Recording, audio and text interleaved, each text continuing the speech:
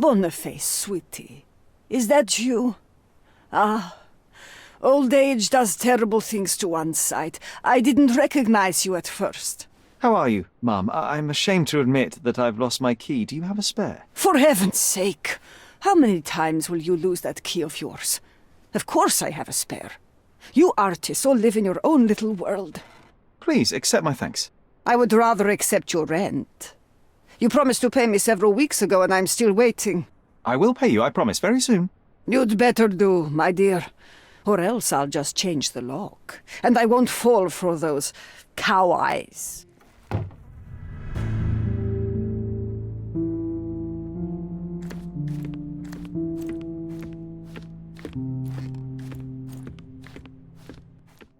Don't look at me like that, Sherry. I will not touch that dirty floor. The wound is precise. It was inflicted by a razor or a knife. Judging by post-mortem rigidity, the body lay here for 1 or 2 days. Could be the murder weapon. A normal kitchen knife. Soaked in blood. It seems as if the puddle of blood was here before the rags. Red skin, tails on the back, reminds me of Werder's description of the stolen painting. Aunt May whiskey, brandy bucks. Quite a collection he had here. I wonder where he got that fancy camera. It appears the wine was truly awful.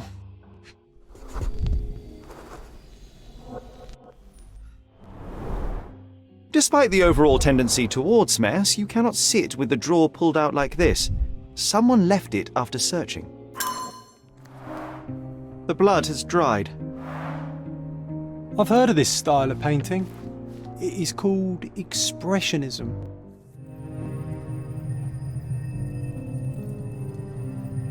Look at this, John. Isn't it our stolen demon? Mercurio was developing photographs when the intruder snuck in. Mercurio heard him coming. While the thief was searching the chest, the painter ran towards him with a bottle in his hand. He smashed it across the thief's head. The intruder had no choice but to defend himself, and the weapon of opportunity happened to be a kitchen knife. Mercurio stepped aside to grab the painting, but the wine-blinded thief attacked Mercurio's throat.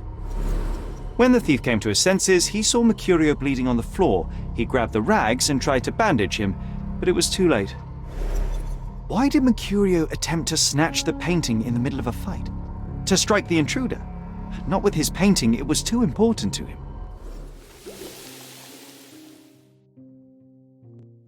That doesn't look like the painting we need, Sherry. As expected, but that doesn't mean it won't tell us anything. Let's put it on the easel where it belongs. I guess this is his most ordinary painting. Spot the two differences, John? If the intruder didn't take it, the skull should be somewhere here.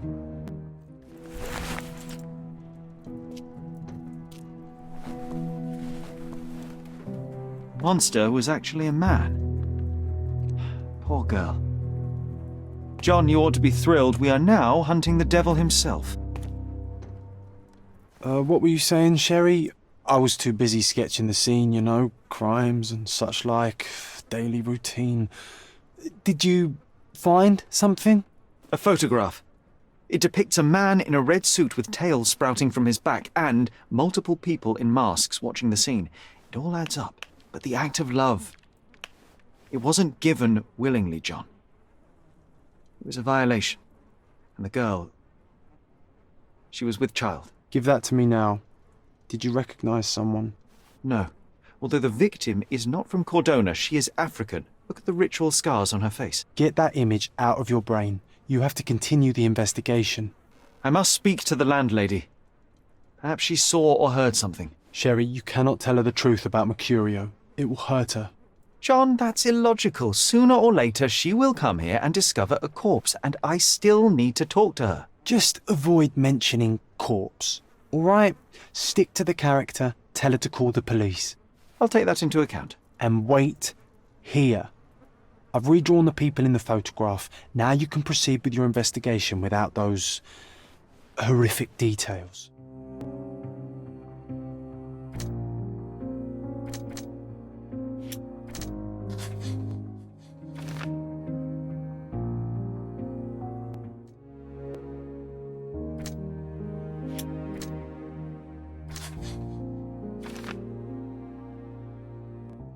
What's wrong, dear?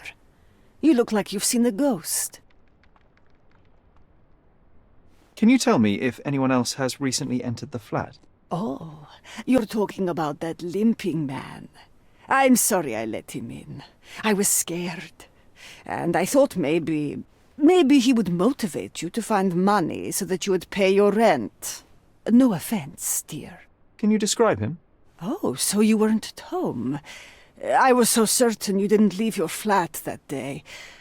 He was of average height, had a limp and a tattoo on his neck, and he was smoking Malpal cigarettes. My husband used to smoke those. They have a horrible smell I can recognize from a mile away. Can I ask a favor? Of course, dearie. Please call the police and ask them to enter the flat, and don't look inside until they come up. What? What trouble have you stepped in this time? It really doesn't matter. Thank you, Mum. Phew, Sherry, that was close. But you did everything correctly. Now, take off your outfit. I can't let you walk around in a dead man's clothes.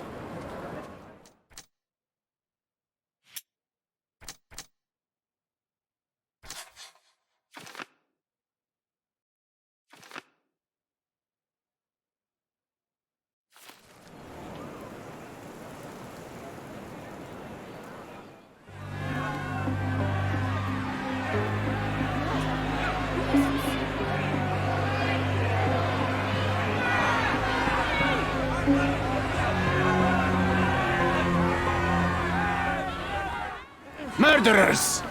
They're completely livid. First they come to our land, Murder. then they Beasts. murder our people. Drop them all into the sea! Sir, this place is off limits to the public. Please state your business or leave, or I shall request that the police escort you out. My name is Sherlock Holmes. I'm a private investigator. I'm looking for a witness for a case. A private investigator? Really? Even so, you're not authorised. I can't let you in. And you are? I'm Ronald Harlow, here to handle the refugee situation on behalf of City Hall. I'm the acting supervisor here, so I have full authority here to ask you to leave, or I shall order the police to detain you for trying to pass the blockade. Please, step back.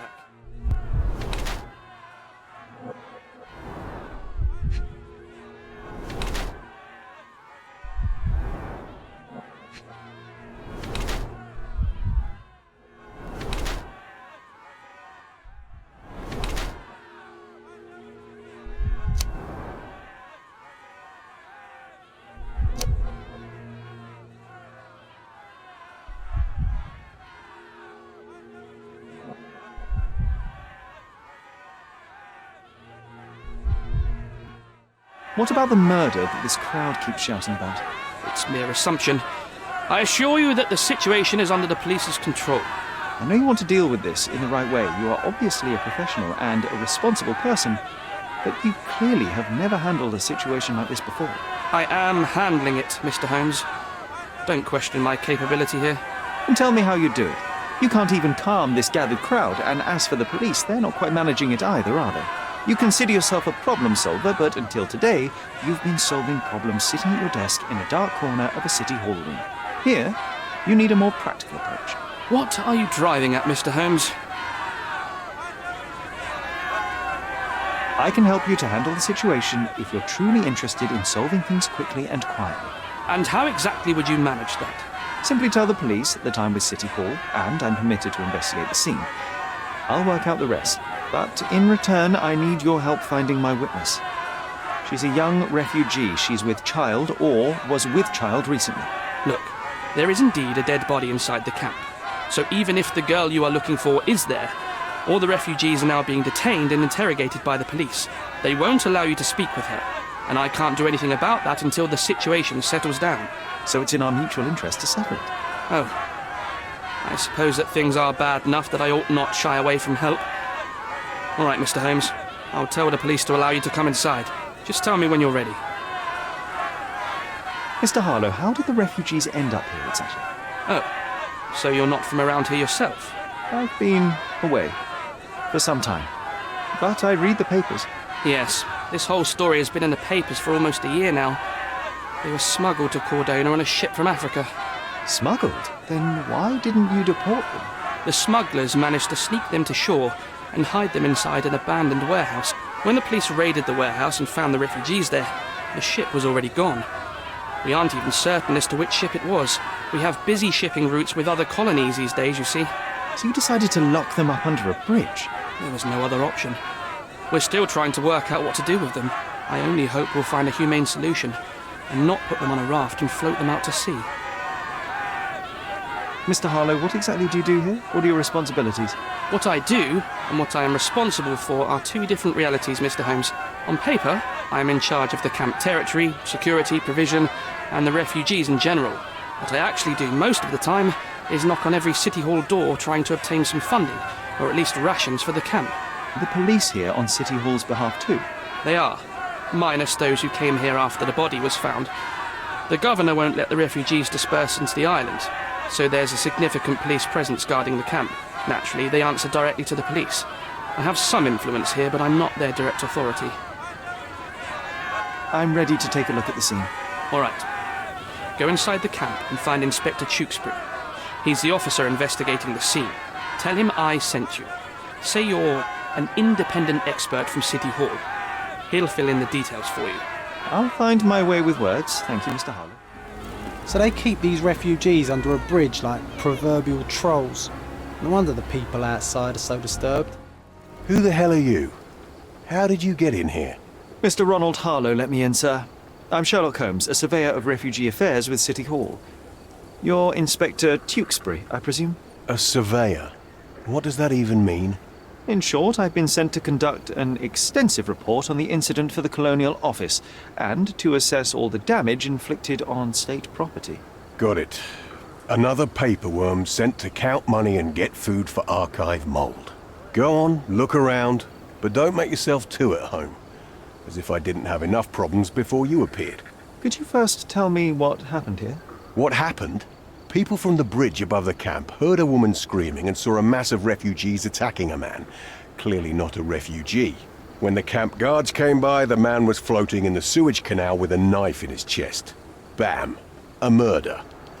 Big news for Cordona. I'm sure. Thank you, Inspector. And none of the refugees were harmed? One fellow was cut. He's lying over there near their kitchen. He's in a bad way. You mentioned a woman screaming who attracted the bypassers on the bridge. Was she harmed? No, she's all right, but perhaps the whole debacle started because of her. She started wailing and the refugees stood up for the girl. And where is this young woman now? Back there in the shacks, same as the rest of the refugees. She's being questioned by my men, but she's just some refugee girl. Can't understand much English. Did you learn anything about the dead man? The fellow looks like a thug. I've had dozens like him fished out of the sea over the past 20 years. Ever since these refugees arrived, there have been people on Cordona with bad blood in them. My best bet is that this thug had something against them too. And no clue as to his identity? He had some items on his body, but nothing to indicate who he was or where he was from. I think I should catalogue his possessions in my records. Go on. They're on the table near the body. Do you have any suspects yet? You're joking, right? I've got a whole camp full of suspects. And if you ask me, this bloke had it coming.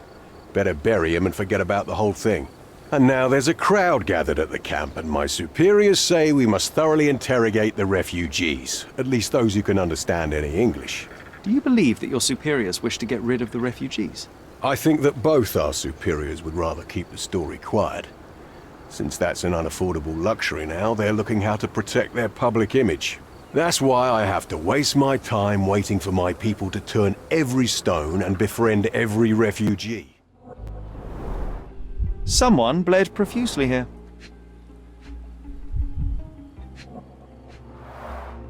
A fresh crack, as if the crate was hit recently. A furrow in the ground.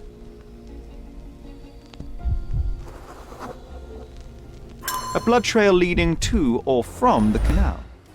These events have fractured into so many pieces.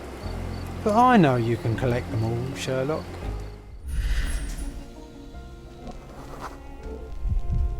Police boots. Always happy to trample evidence. A man's footprint.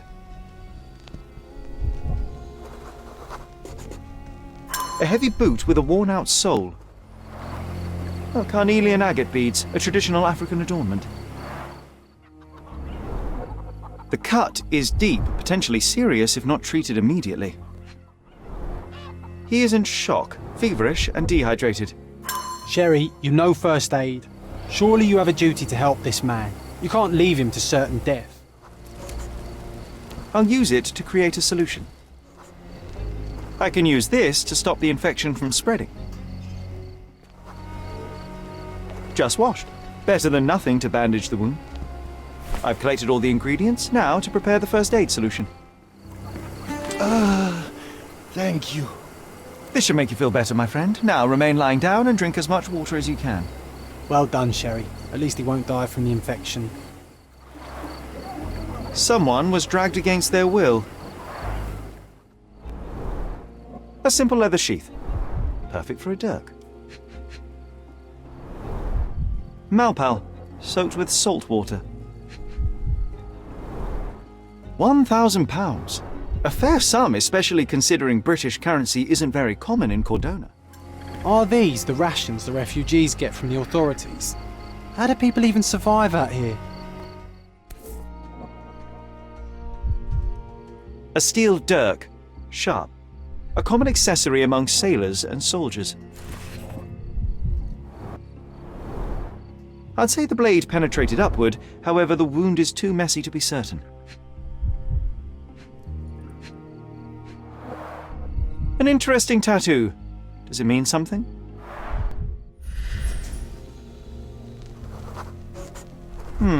Coal dust under the nails. I don't see much coal around here. Heavy boots, with one sole far more worn than the other. This man was limping John. A violent death. This man, limping. Coal dust. I think we're onto something here, John. If they find out about the passage, everything will go to hell.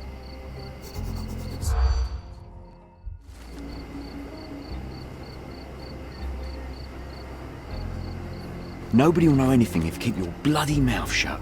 The coppers smell fishy here, Sherry. Perhaps we should sniff around in the camp a little more thoroughly.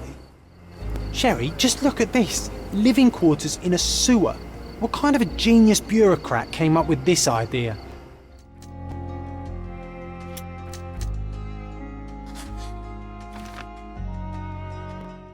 The guards at the sewers were speaking about taking refugees out of the camp. Do you know anything about this, Inspector?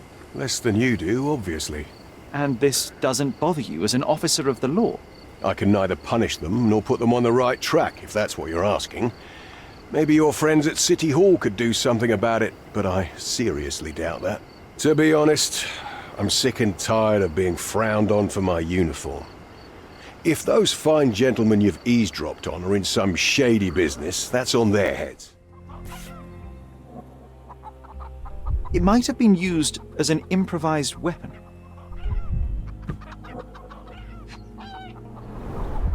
The blood sprayed off the blade after the strike. Clearly a left handprint here. You know what? I'd like to understand. What? How did our dead man end up inside the camp in the first place? A single Malpal butt. Roadman cigarettes. A brand highly regarded by law enforcement officers. So there wasn't any sophisticated infiltration plan. The good old police just let the man into the camp. Now we have everything we need to get the full picture of what happened at the camp. So we have a thug who came to take a refugee woman with him. She resisted, but he dragged her by force. One of the refugees stood in his way, armed with a stick, yet he could do nothing against a cutthroat with a blade. The man didn't anticipate that the other refugees would intervene and stand against him. In the confusion, the woman managed to break free. The thug took fright and fled. He was stopped by the falling crates. He stumbled and fell, piercing his chest with his own blade. However, the wound didn't cause instant death. He managed to stand, but still bleeding, he lost his balance on the bridge and fell. Before all of this, the man had freely entered the camp through the main entrance. The police admitted him after they had a short smoke together. You live by the sword, you die by the sword. In our man's case, it's the same sword.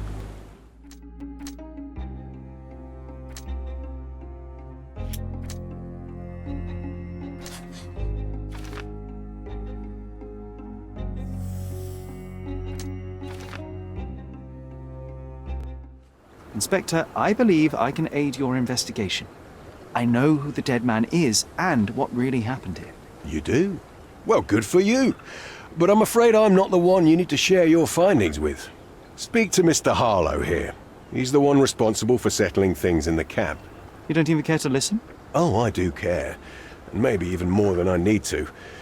But I'm only here today to lock the place up, question witnesses, and file the facts.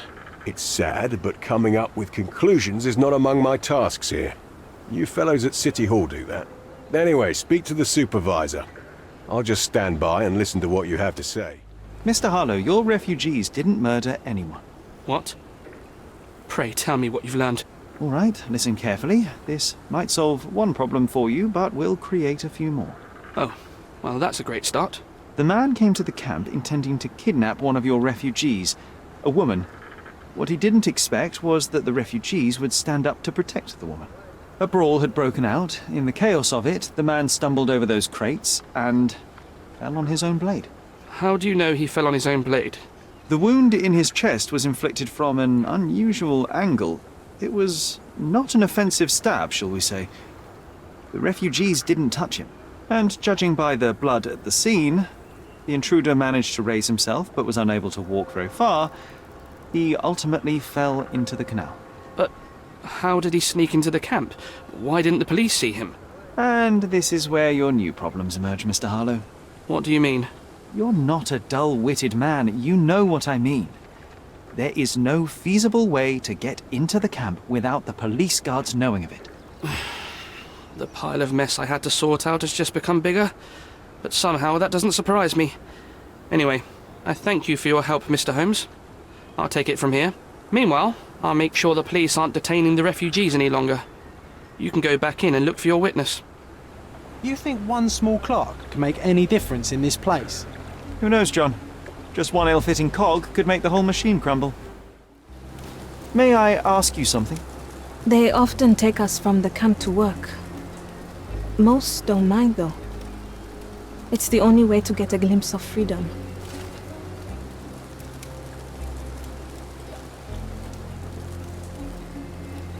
So there's a smuggling ring in the camp. This wasn't the first time that someone freely entered the camp to take a refugee out. At least it was certainly his last time. My gut tells me that we'll learn more about this ring when we find out where the thug came from. You're the one who tended to our man's wounds. I thank you greatly. The police didn't allow us to help him.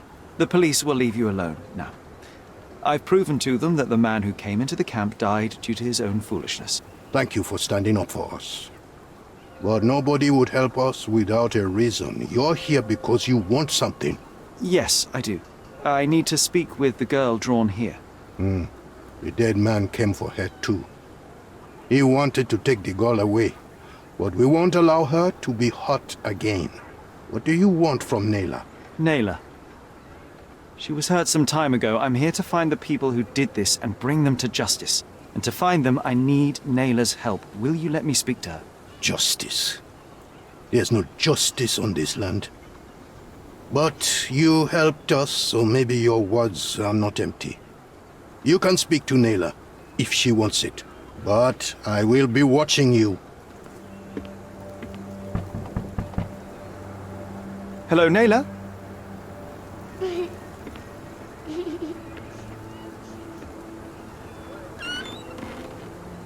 My name is Sherlock. I know someone hurt you. I am here to help. I'm trying to find the people involved and bring them to justice. Please. There is a photograph, and I'm sorry, it is terrible, but I simply must ask. Where did this happen? What can you tell me about these people? Christ, Sherlock. Naylor, I'm sorry. I'm not very good at this. You come here for me, but you are rude and cruel and condescending. A cross. The man had this cross. Now go away. Leave us be. I do not need another white man's help.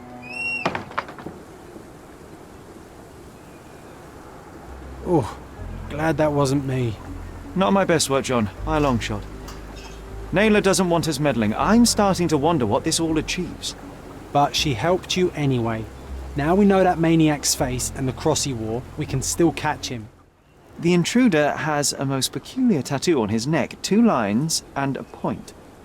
Do you know anything about it? You really want to know, kid? Why? You want to play a policeman or something? I'm sure you have it in your records, so it won't hurt if I have it in mine. In my records, it's just a tattoo, as it should be in yours. Ah, to hell with you. Suit yourself as to what you're going to do with it. Off the record, though, such tattoos are often connected to a man named Mr. Niccolo Bernadotti. Bernadotti, you say? A respectable businessman in Scaladio. His company imports goods and wines, and smuggles everything that can be smuggled between the colonies and the mainland. His people can be identified by an obscure tattoo, just like the one over there our friend has. But these are all merely rumors, you see. If Mr. Bernadotti was a criminal, he'd be in prison now. Or hanged, right?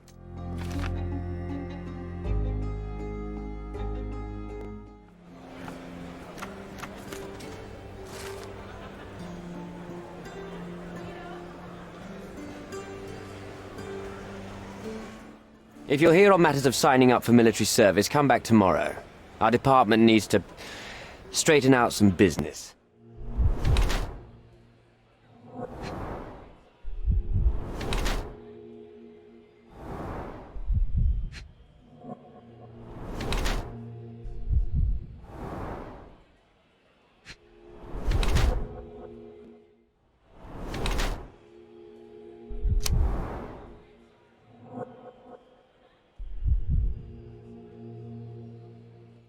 Why are you staring at me like I'm a Madame Tussauds figure? Didn't you hear what I just said? On my way here, I was wondering whether you might regret what you did. I tried my best to retain at least a shred of faith in humanity. I had hoped that you would hear her scream, see her face in your dreams, or at least once asked yourself how Naylor might feel. Who? Neither of my hopes were fulfilled. Why are you here? Do you recognize this man? We definitely look alike. But you have the wrong person. Really? Then you won't mind if I pass this along to the newspaper? All right. All right. Is this about money, as you said in the letter? What kind of sum are we talking about? I've never written a single word to you. Bribery, not my style. So, that letter, it wasn't from you? Well, it appears that more and more people in the city are finding out about your despicable hobby, doesn't it? You're in the clutches of justice, and very soon they will squeeze you. It's in your best interest to cooperate. Fine. I suppose now we have a nice long talk. Do you drink, Mr. Sherlock Holmes. And I do not. Shame. All the best discussions are accompanied by a glass of whiskey. But out of respect for you, I won't drink either. Respect? That's an unusual word in your mouth, Mr. Where are my manners? My name is Thomas Norton, a British envoy in Cordona on a military mission. So, where do we start? So, let's return to the beginning. What happened at the party? I vaguely remember that night. As usual at such parties, you meet people, you talk with them, they invite you to spend some time alone with them. What can I say? I got myself mixed up with the wrong company, and somebody must have mixed some psychoactive substance in my drink. After that, it's all blurry. I completely lost my sanity. I made a terrible mistake which I regret deeply. You don't say. Do refugee girls often appear on the menu at those types of parties? It's rather rare. So you didn't attend the party to engage in an exotic experience involving a vulnerable woman unable to accuse you of assault? I would never have planned such a terrible thing. What happened was just bad circumstance. The painting that depicted you in the image of the devil was stolen by a mercenary. Did you have anything to do with it? I might be a rotten person, sir, but hiring criminals for illicit purposes is not in my daily schedule. and buying the painting in an attempt to hide the crime. Is that on your daily schedule? What would you do in my situation? I would never put myself in such a situation. You're young. I could never have imagined myself in my current position. Yet, here I am in front of you. We all make mistakes, Mr. Holmes. And I'm no exception. You mentioned blackmail. Tell me about it. All right.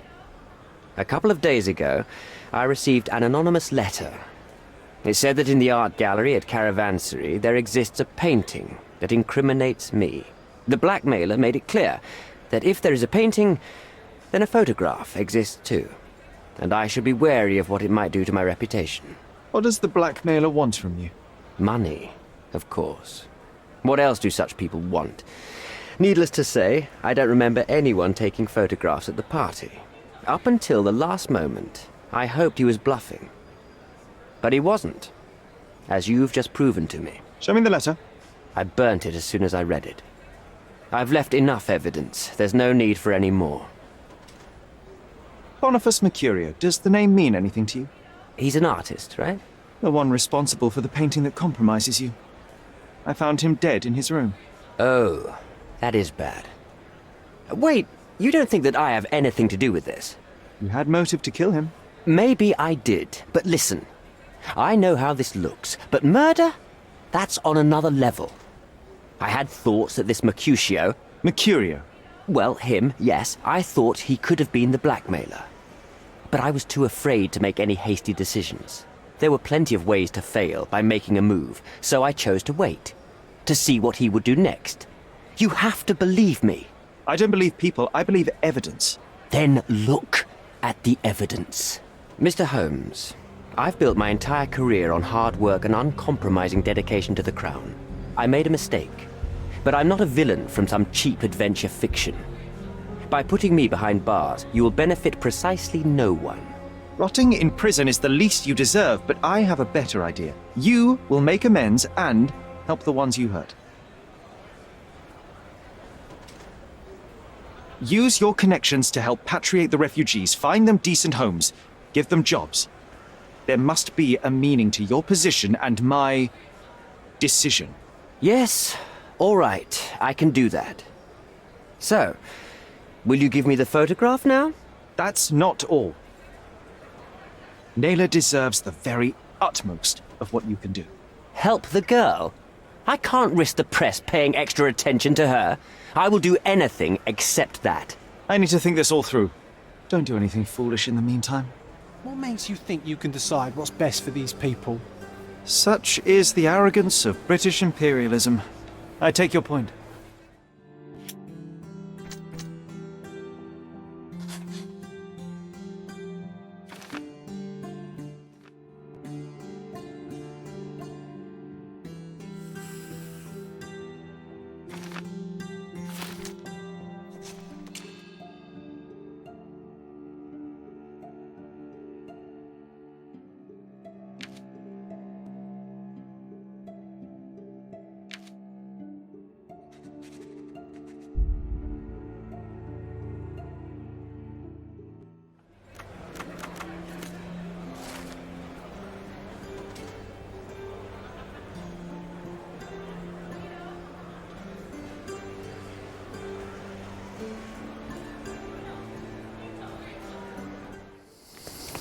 So what's the infiltration plan, Sherry?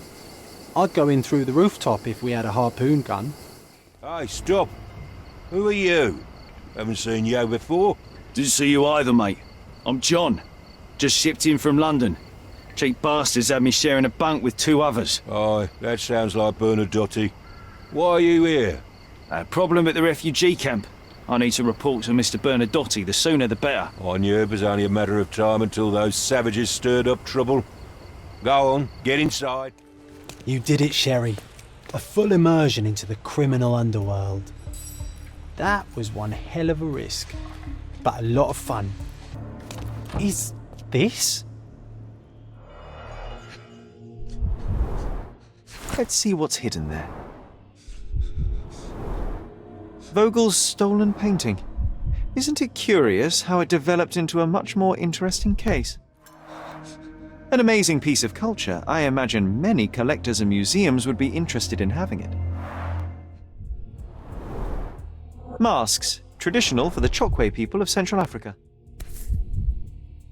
A Dogon statue from West Africa. A century old at least. VH Grindley Flow Blue tableware. This is what lies behind the facade of Bernadotte Company Limited. Whenever you're ready. I'd hate to intrude.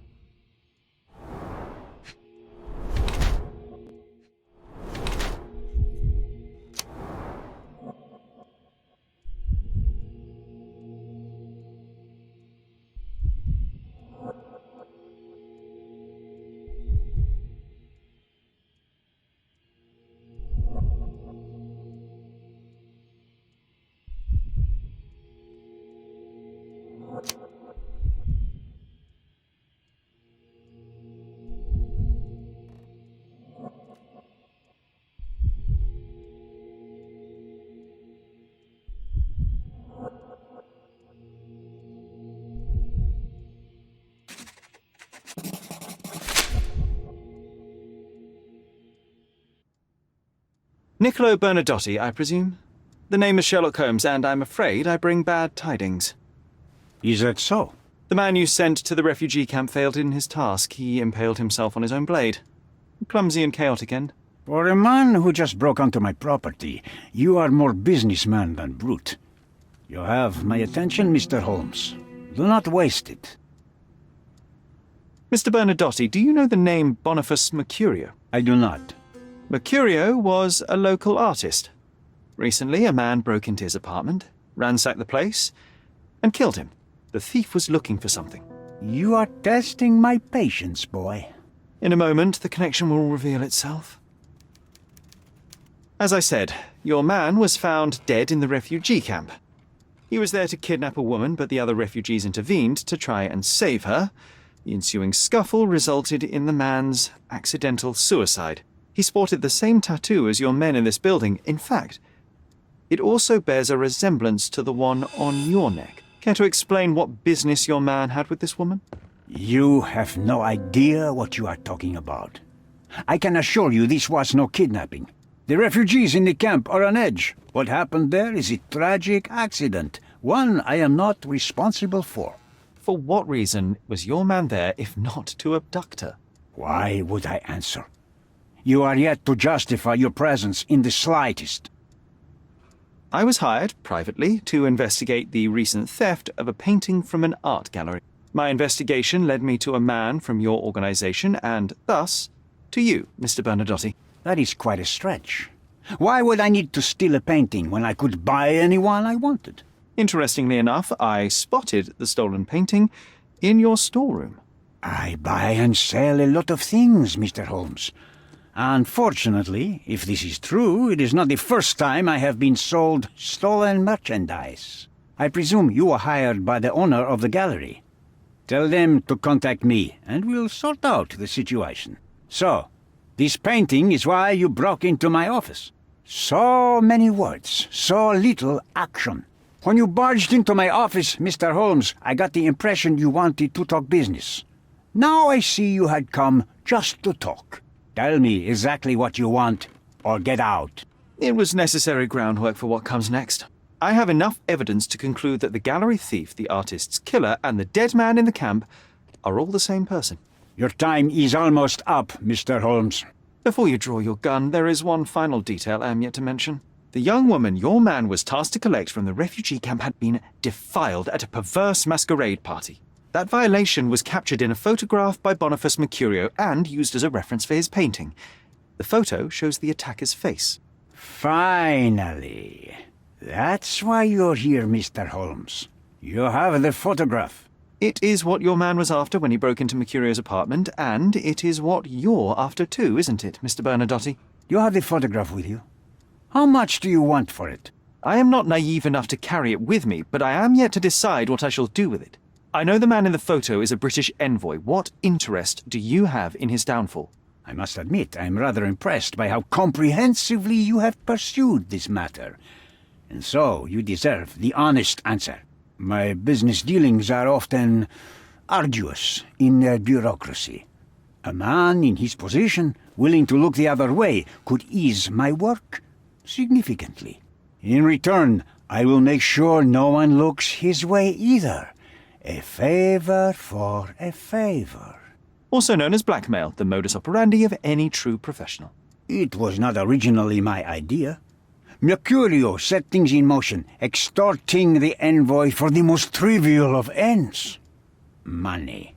In response, the envoy hired my man to retrieve the painting and the photograph, eliminating Mercurio's leverage. I only learned the whole story after the artist was killed in his home. And rather than extricate yourself, instead you took over Mercurio's venture. It fell into my lap. As a businessman, I simply seized the opportunity. Now, how much do you want for the image? I could not help but appreciate the collection of smuggled artifacts in your storeroom. You have rather diversified your business. Oh, high and mighty of you, Mr. Holmes. Not all smuggling is immoral. I pay generous rates to developing cultures and spread their culture to eager buyers. And furthermore, I supply many immigrants with a taste of home. A very convenient way of thinking. I have traveled widely, Mr. Holmes. I've seen people in far-flung lands for whom my services are a lifeline. Without them, they would starve. The tax on cargo is often so absurd that it would be more profitable to simply sink your ship than dock it in the harbor. And trust me, I am speaking from experience. Why did you send your man to remove the woman from the camp? Without a photograph, her testimony was the next best thing. Securing her was in everyone's interest. Victims and witnesses all too often disappear. I thought the girl was safer with us. I did not anticipate what would happen at the camp. I saw refugees from the camp at your warehouse. They work for you. I have made certain arrangements with City Hall and the police. Thanks to me, refugees can work and be paid. It's a pathway to freedom. And how much do you save by capitalizing on their cheap labor? I have heard no complaints. They seem happy just to get out of that slum. Why should I give you the photograph? Just name your price. What if my price were not money? You claim to have connections, Mr. Bernadotte. Perhaps you could improve conditions for the refugees. Give them a chance for a better life. Ha! I do have connections, Mr. Holmes, but help the whole camp? You are asking too much. I could, however, make arrangements for one person. The woman who was violated will have her own home outside the camp, solely for her and her child. She will no longer be a refugee, but a princess. That I can guarantee. Is that really possible? It will be neither fast nor easy, but I can do it. She deserves it, don't you agree? And as for her abuser, he will serve me, as much as he deserves. So in your plan, everybody will be given their due. Especially you, Mr. Bernadotte. Seems like a fair deal, no? I doubt anyone could offer you better. Simply give me the photograph, and the world becomes a better place. I give you my word.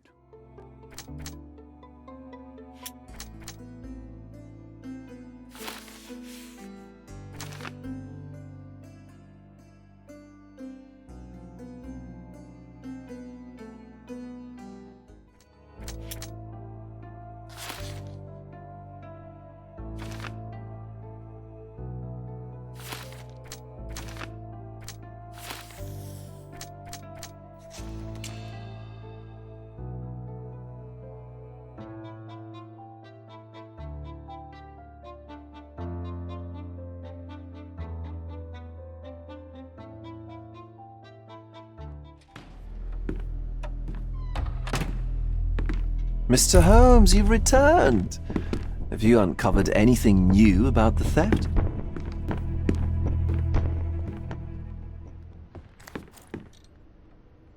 I've brought news, but not all of it will please you. Fill me in, Mr. Holmes. I won't shoot the messenger. I tracked down Boniface Mercurio. I presume he wasn't delighted about the situation. He was not having a good day on account of his murder. Killed in his own flat by the same person that stole his painting. Oh, sweet Mercurio, perishing in the pursuit of his art. How apt. I will miss his exceptional sense of humor. I located the thief, but found him rather cold. He was tight-lipped about the painting, too. Huh, he's dead. How very droll, Mr. Holmes. Warren presumes you were not responsible. It was an accident at the refugee camp. He impaled himself on his own knife. Life is nothing if not cruel and capricious. What about the stolen painting? Have you located it? I found the painting, but I could not retrieve it. Well then, where is it? In Bernadotti's office. Bernadotti? That shady businessman? Why would he steal it from me? I'm afraid you'll have to ask him yourself. I take it you found something more then. I found the source of Mercurio's artistic inspiration. A photograph. What troubled me was that the sexual act captured was non-consensual. She was violated? Dear God, how despicable. Her abuser was in fact the British envoy. Mercurio took a picture of him committing the atrocity and then used it as artistic inspiration. I had no idea a mere break-in would eventually expose such barbarity. Mr. Vogel, I want you to make everything public, including the photograph. I'm sure you have a connection at the Cordona Chronicle. Ah, Mr. Holmes. Loyal to your own truth till the end. Yes, I'm acquainted with the staff of the Chronicle. The story is sensational, and will surely draw attention to the gallery. But you must be aware that exposing the scandal will further hurt the victim. Does that not bother you? No matter what one does, the truth tends to come out, as well it should. I won't be the one to stand in its way. Though it's only your subjective truth being exposed. Not that I'm judging. It's perfectly reasonable for everyone to have their own views. When you called me, you knew exactly what you would get. Oh, but I'm not like you, Mr. Holmes. I cannot be sure of anything. Regardless, I must thank you, for art's sake. Well, now that we've resolved all of our outstanding matters, I have a gift for you. I took the liberty of having it delivered to Stonewood Manor. I am told it belonged to your mother. And what exactly have you sent me? Frankly, I'm not sure how to answer that. I trust you'll know. Previously, you mentioned there may have been more to my mother's passing than consumption. It appears you were right. Oh dear, I'd hoped to be wrong. She was unstable, mentally unwell. She required sustained specialized treatment, but her madness persisted. I knew that Violet had disappeared from the public eye, but had no idea of her suffering. I cannot imagine what you're feeling. I'm fine. Thank you, Mr. Vogel. I am curious to see what you have procured.